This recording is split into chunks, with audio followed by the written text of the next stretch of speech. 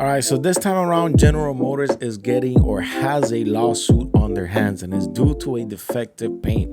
So what is going on, guys? Welcome back to another video. There's your boy Javi here, bringing you another auto tech video. So let's get into it right away. So General Motors has a lawsuit on their hands. Pretty much no, they have a lawsuit on their hands, and a class action lawsuit has been filed against General Motors in the US, which claims certain vehicles have defective paint prone to peeling, cracking, and delaminating.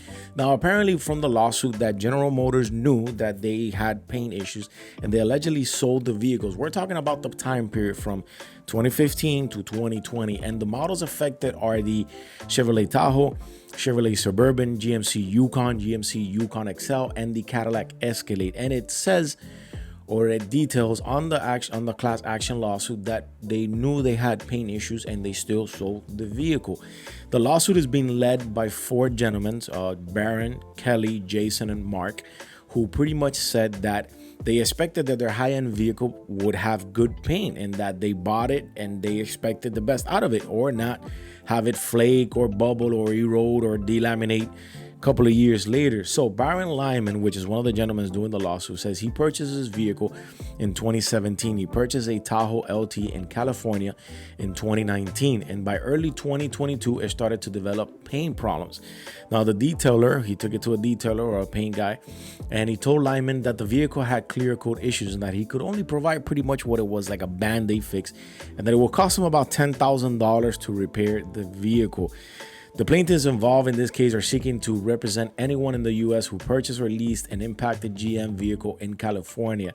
They have sued the car maker for breach of warranty, unjust enrichment, fraud, and violation of state consumers law. And they're seeking a jury trial along damage, fees, and costs. Now, I'll tell you the truth. If you bought a vehicle and the company pretty much knew that they had issues with paint, then yes, the company has to answer for that.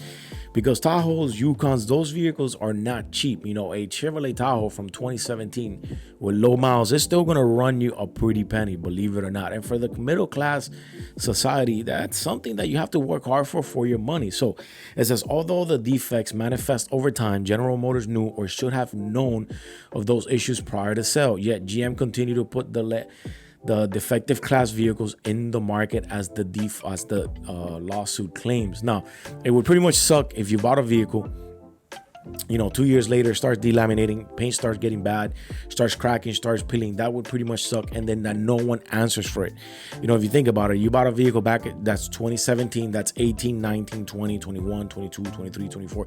That's 7 years old. There's no warranty there anymore. I believe these vehicles have 336,000. I don't know the warranty on these vehicles, but that's already 7 years old.